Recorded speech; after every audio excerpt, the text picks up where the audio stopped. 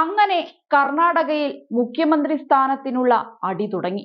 ഊഴം കാത്തിരിക്കുന്നവരൊക്കെ അധികാരത്തിനായി രംഗത്തു വന്നിരിക്കുകയാണ്. പറഞ്ഞു വരുന്നത് കർണാടകയിലെ DK ശിവകുമാറും സിദ്ധരാമയ്യയും തമ്മിലുള്ള പുതിയ പ്രശ്നത്തെക്കുറിച്ചാണ്.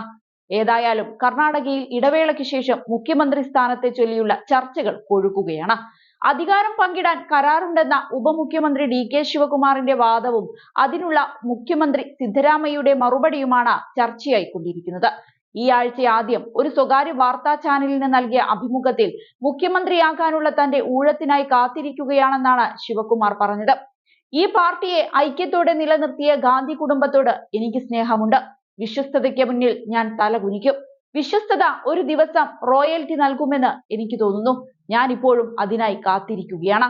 ഞങ്ങൾക്ക് ചില ധാരണകളൊക്കെയുണ്ട്.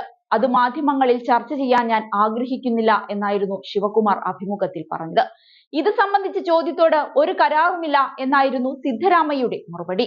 എന്നിരുന്നാലും ഹൈക്കമാൻഡ് എന്ത് തീരുമാനിച്ചാലും തങ്ങൾ അതിന് അനുസരിച്ചു പോകും എന്നും സിദ്ധരാമയ്യ മാണ്ടിയിൽ മാധ്യമപ്രവർത്തകരോട് പറഞ്ഞിരുന്നു. കഴിഞ്ഞ വർഷം നടന്ന നിയമസഭാ തിരഞ്ഞെടുപ്പിൽ മിന്നും ജയം നേടിയാണ് കോൺഗ്രസ് കർണാടകയിൽ അധികാരത്തിൽ തിരിച്ചെത്തിയത്.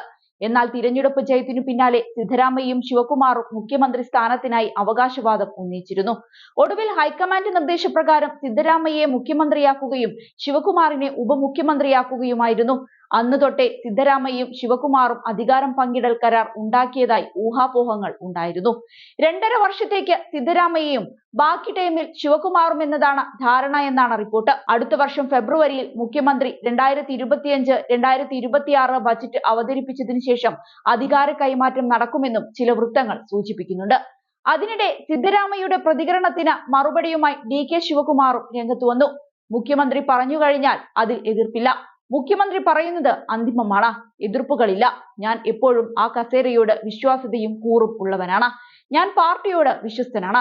മുഖ്യമന്ത്രി ഇതിൽ മറുപടി പറഞ്ഞു കഴിഞ്ഞു. ഇനി കൂടുതൽ ചോദ്യങ്ങളോ ചർച്ചകളോ ഇല്ല എന്നായിരുന്നു ശിവകുമാർ പറഞ്ഞത്. കഴിഞ്ഞ വർഷം നടന്ന തിരഞ്ഞെടുപ്പിൽ 224 അംഗ നിയമസഭയിൽ 135 സീറ്റിലും വിജയിച്ചാണ് കോൺഗ്രസ് അധികാരം പിടിച്ചത്. തുടർഭരണം മോഹിച്ചെത്തിയ BJP 66 സീറ്റിൽ ഒതുങ്ങിയപ്പോൾ JDS 19 സീറ്റിൽ മാത്രമാണ് വിജയിച്ചത്. അതേസമയം അധികാരമേറ്റയുടൻ വാഗ്ദാനം ചെയ്ത 5 പദ്ധതികളിലേക്കുള്ള ആദ്യ ചുവട് സർക്കാർ വെച്ചിരുന്നു. മുഖ്യമന്ത്രി സിദ്ധരാമയ്യയുടെ അധ്യക്ഷതയിൽ ചേർന്ന ആദ്യ മന്ത്രിസഭാ യോഗത്തിൽ പദ്ധതികൾക്ക് അംഗീകാരവും നൽകിയിരുന്നു. സർക്കാർ നടപ്പാക്കാൻ പോകുന്ന 5 ക്ഷേമ പദ്ധതികൾക്കുമായി 50,000 കോടി രൂപയാണ് വാർഷിക ചിലവ് കണക്കാക്കിയിരുന്നത്. പ്രഖ്യാപിച്ച വാഗ്ദാനങ്ങളിൽ നിന്നും സർക്കാർ പിന്നോട്ടു പോകില്ലെന്ന് മുഖ്യമന്ത്രി അന്നേ പറഞ്ഞിരുന്നു. സാമ്പത്തിക ചിലവ് വലിയ കടമ്പയാണെങ്കിലും സർക്കാർ നൽകിയ ഉറപ്പുകൾ നിറവേറ്റപ്പെടുമെന്നും സിദ്ധരാമയ്യ വാക്കു നൽകിയിരുന്നു. ആദ്യത്തെ മന്ത്രിസഭാ യോഗത്തിൽ തന്നെ 5 വാഗ്ദാനങ്ങളിൽ നടപ്പാക്കാനുള്ള ശ്രമം ആരംഭിക്കുമെന്ന് തിരഞ്ഞെടുപ്പ് വിജയത്തിനു പിന്നാലെ രാഹുൽ ഗാന്ധിയും പറഞ്ഞിരുന്നു. സംസ്ഥാനത്തെ എല്ലാ വീടുകളിലും 200 യൂണിറ്റ് വൈദ്യുതി സൗജന്യമായി നൽകാനുള്ള ഗൃഹജ്യോതി പദ്ധതി, ദാരിദ്ര്യരേഖയ്ക്ക് താഴെയുള്ള കുടുംബങ്ങൾക്ക് 10 കിലോ സൗജന്യ അരി ലഭ്യമാക്കുന്ന അന്നഭാഗ്യ പദ്ധതി, കുടുംബനാഥകൾക്ക് മാസത്തിൽ 2000 രൂപ സാമ്പത്തിക സഹായം ഉറപ്പാക്കുന്ന ഗൃഹലക്ഷ്മി പദ്ധതി, പൊതുവാഹനങ്ങളിൽ സ്ത്രീകൾക്ക് സൗജന്യ യാത്ര അനുവദിക്കുന്ന ശക്തി പദ്ധതി, തൊഴിൽരഹിതരായ ബിരുദധാരികൾക്ക് 3000 രൂപയും ഡിപ്ലോമക്കാർക്ക് 1500 രൂപയും സാമ്പത്തിക സഹായം നൽകുന്ന യുവനിധി പദ്ധതി എന്നിവയായിരുന്നു കോൺഗ്രസിന്റെ തിരഞ്ഞെടുപ്പ് വാഗ്ദാനങ്ങൾ. ഏതായാലും ഈ വാഗ്ദാനങ്ങൾ പാലിക്കാൻ ഇനിയും സമയമുണ്ട്. അതിനുവേണ്ടി കാത്തിരിക്കുകയാണ് DK ശിവകുമാർ.